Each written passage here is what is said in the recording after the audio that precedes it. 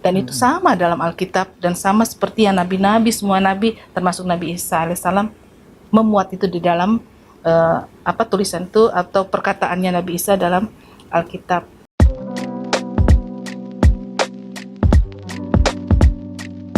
Assalamualaikum, selamat datang kembali di channel ini guys. Kali ini saya akan meluruskan statement pengajaran atau kesaksian dari seorang mu'alaf nih guys. Dia dulunya ngakunya nih pendeta gitu, tapi ya nggak tahu seperti biasa pendeta di mana, siapa yang ngangkat, itu nggak jelas semuanya. Tapi karena dia membahas tentang Alkitab, jadi kita berhak untuk meluruskannya guys. Mari kita langsung aja nonton videonya supaya kita tahu dengan pasti apa yang dia sampaikan. Banyak hal yang saya dapatkan, tapi pada satu titik saya dipertemukan dengan surat Al-Fatihah yang dimana Allah benar-benar membuat saya untuk meyakini jalan yang lurus itu. Yang setiap kali wajib kita mendoakan, yang dulunya seringkali doa itu yang saya ingkari ya, tapi akhirnya Allah mempertemukan itu dalam surat Al-Fatihah dan akhirnya semakin mantap setelah melakukan banyak upaya riset, kemudian banyak melakukan pendalaman-pendalaman sendiri ya dengan mengcompare Al-Quran dan Alkitab. Saya sampai pada satu titik, kalau dalam Al-Quran mengatakan ketika telah ditemukan yang hak, maka orang berbondong-bondong dengan sukarela masuk Islam, tapi ada juga walaupun sukarela dan terpaksa pasti masuk Islam. Saya termasuk kategori yang kedua, terpaksa. Kenapa? Karena saya kalau tidak memaksakan diri saya masuk Islam, mungkin saya akan menjadi golongan orang-orang yang hanya tahu tentang Islam, tetapi orang yang tak tersentuh hidayah. Maka ketika itu saya temukan dalam Quran surah Al-Baqarah ayat 208 ya. Saya tuh bertanya begini, kenapa harus Islam yang kafah? Kenapa Allah tidak mengatakan masuk Islam lah? Nah itu yang menjadi sebuah titik balik bahwa ada apa dengan kafah ini. Sehingga akhirnya, oh ternyata kafah adalah ketika saya memahami Islam, tidak cukup hanya sekedar pikiran Ustaz. Tapi tentu lebih lanjut membuka hati untuk bisa menerima hidayah, dan hidayah itu ternyata hanya bisa diterima oleh hati yang benar-benar tunduk kepada Allah. Dan itu sama dalam Alkitab dan sama seperti yang nabi-nabi, semua nabi termasuk Nabi Isa alaihissalam memuat itu di dalam tulisan itu atau perkataannya Nabi Isa dalam Alkitab. Dari video tersebut setidaknya ada dua hal penting yang dia sampaikan guys. Yang pertama, katanya semua nabi termasuk Yesus sendiri mengajarkan tentang kafah di dalam Alkitab. Dan juga yang kedua yang dia sampaikan bahwa dia menemukan jalan lurus itu ada di dalam Al-Fatihah. Padahal dia pendeta, padahal dia STH, tapi ngakunya guys. Benarkah dua hal ini yang dibicarakan itu adalah fakta atau hanya klaim semata atau bahkan hanya sebuah ketidakjujuran? Saya berani mengatakan dengan pasti bahwa kedua ajaran ini atau dua statementnya ini jelas tidak jujur. Oke, ngomong-ngomong soal ketidakjujuran, saya juga pengen tahu nih STH-nya itu berasal dari mana, STT mana dulunya. Dan juga pendetanya itu gereja mana sih yang ngangkat? Dan juga terakhir kapan Anda melayani di mana gitu. Tolonglah, saya juga kepo ini. Jangan sampai seperti pendahulunya Stephen Indrawibowo, ngaku mantan pater, pastor atau apalah itu. Tapi sampai detik ini dia tidak bisa menyatakan di mana dirinya ditempatkan. Dan juga yang kedua itu ya seperti kayak nama lah ya. Ustadz kayak nama ini ngakunya kuliah di Israel, tapi sampai detik ini nggak bisa nunjukin bukti dia pernah di Israel.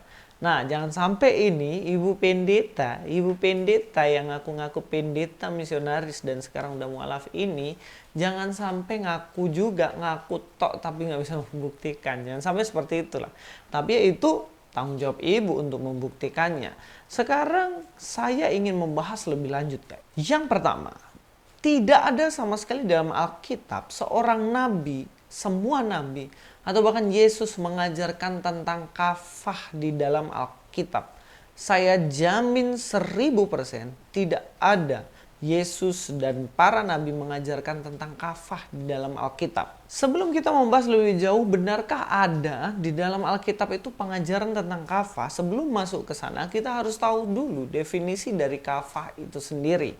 Karena saya bukan orang Islam, saya bukan ahli agama, maka saya harus kutip dari seorang ahli, dari sudut pandang orang Islam sendiri.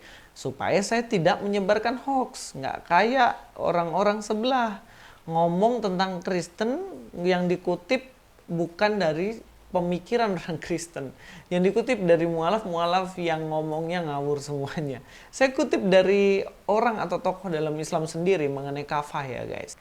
Kiai Haji Ali Maksum, ulama Indonesia, pengasuh pesantren Al-Munawir Krapyak, menyatakan bahwa untuk menjadi muslim kafah, seseorang harus menempuh 4 jalan berikut.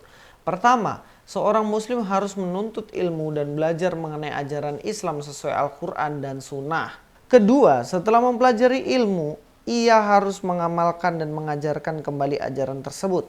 Ketiga, ia sabar berjuang dalam Islam. Keempat, mempunyai keyakinan terhadap perjuangan Islam. Artikel ini saya ambil dari Tirto ID. Silahkan teman-teman akses aja sendiri di situ.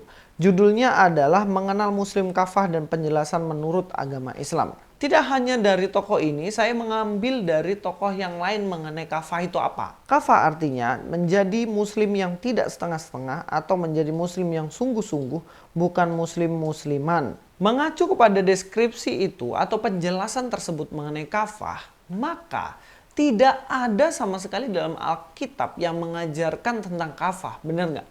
Pernahkah Yesus mengajarkan supaya umatnya, orang Israel, orang yang percaya Yesus, dia belajar Al-Quran, dia belajar hadis, dan juga dia menjadi Islam yang sungguh-sungguh? Pernahkah Yesus mengajarkan hal ini? Ya jelas enggak. Karena apa? Karena Islam zaman itu belum ada, Al-Quran belum ada, hadis belum ada. Lalu Nabi dan Yesus mengajarkan Islam dan juga suruh mempelajari baik-baik Al-Quran dan hadis dari mana? Ya nggak mungkin gitu loh. Makanya mereka tidak mungkin kafah. Bahkan dalam Al-Quran dan Alkitab pun memiliki ajaran yang berbeda. Saya mengambil contoh mengenai ayahnya Abraham.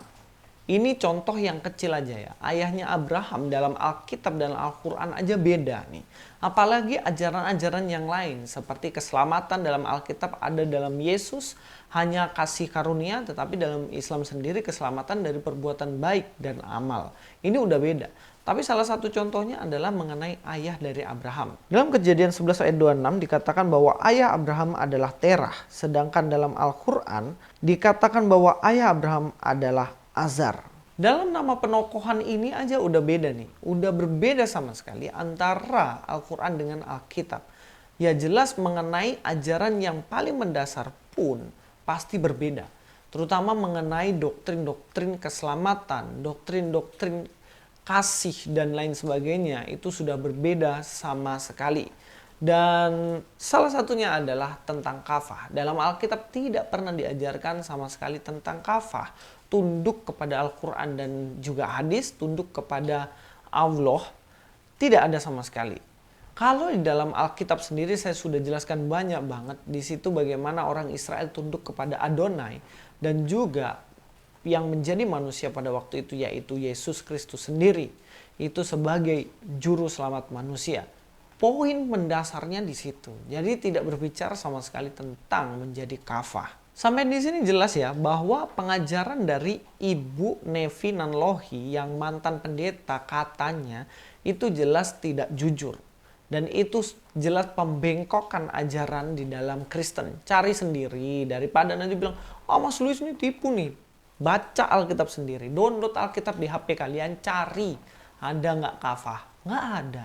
Yang kedua yang ingin saya luruskan dari Ibu Nevi ini adalah mengenai jalan lurus. Katanya dia menjadi seorang pendeta bertahun-tahun STH dan lain sebagainya. Dia mendapatkan jalan lurus ternyata ada di dalam Al-Fatihah. Surat Al-Fatihah. Saya jadi bingung, orang ini benar-benar teolog, benar-benar pendeta atau bukan sebenarnya? Kok mengenai jalan lurus dia pun masih bingung gitu loh. Yesus dalam Yohanes 14 ayat 6 jelas-jelas di situ dia mengungkapkan bahwa dirinya lah jalan lurus itu. Dirinya lah jalan kebenaran. Dialah jalan satu-satunya yang menuju kepada Bapa. Itu jelas dalam Yohanes 14 ayat 6. Tidak ada jalan lain selain melalui Yesus. Coba baca baik-baik Yohanes 14 ayat 6. Kata Yesus kepadanya, "Akulah jalan dan kebenaran dan hidup. Tidak ada seorang pun yang datang kepada Bapa kalau tidak melalui aku." Yesus jelas berani klaim bahwa dirinya adalah jalan yang lurus itu, jalan kebenaran itu, guys. Yohanes 3:13, "Tidak ada seorang pun yang telah naik ke surga selain daripada Dia yang turun dari surga, yaitu Anak Manusia." Anak Manusia di sini jelaslah Yesus, dan Yesus berani mengatakan bahwa dirinya lah satu-satunya jalan atau jalan lurus yang bisa membawa manusia menuju kepada Bapa. Lah kok ini pendeta ini, mantan pendeta ini mengatakan bahwa dirinya menemukan jalan lurus di dalam Al-Fatihah. Yang padahal Al-Fatihah baru ada 5 abad setelah Yesus mengatakan dirinya jalan lurus. Mana yang duluan? Ya jelas Yesus dong. Jika dia baca Alkitab, maka dia harusnya tahu bahwa Yesuslah jalan lurus itu, guys. Argumentasi yang ketiga dari saya, Alkitab itu justru menjawab pertanyaan dari surat Al-Fatihah. Jauh sebelum surat ini muncul, sudah dijawab oleh Yesus. Surat Al-Fatihah jelas berdoa untuk supaya Tuhannya memberikan petunjuk tentang jalan lurus itu. Saya bukan ahli tafsir, saya juga tidak mau menafsirkan, tapi saya sekali lagi mengutip penafsiran dari orang Islam sendiri. Al-Fatihah dalam ayat yang ke-6 artinya tunjukilah kami jalan yang lurus. Ayat ini mengandung dalil yang menganjurkan bertawasul dengan sifat-sifat yang tinggi dan amal saleh. Setelah seorang hamba mengagungkan sifat Allah dan beramal saleh untuk Allah, kemudian ia memohon akan kebutuhannya, yaitu apa? Ya jalan lurus itu, menunjukkan jalan lurus itu. Ibu ini katanya sudah membandingkan Alkitab dengan Al-Quran bertahun-tahun hingga akhirnya dia memutuskan mu'alaf. Tapi kalau dia jujur nih, harusnya dia sudah tahu bahwa Al-Fatihah itu bertanya, memohon, tunjukkanlah jalan lurus kepada kami. Memohon ini. Dan juga kemudian dia harusnya dengan jujur mengatakan bahwa Yesus itu bukan memohon untuk menunjukkan jalan lurus. Tapi Yesus mengatakan, "Akulah jalan kebenaran dan hidup." Ini jelas menunjukkan tentang Yesuslah jalan satu-satunya itu, guys.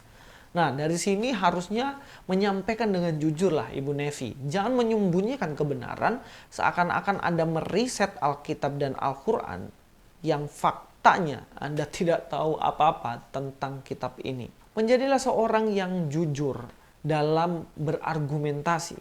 Dengan riset yang baik, dengan kejujuran, maka kita akan menemukan kebenaran yang tidak menyembunyikan kekeliruan. Sampai ketemu di video selanjutnya. Luis Prasetyo di sini. Be with you.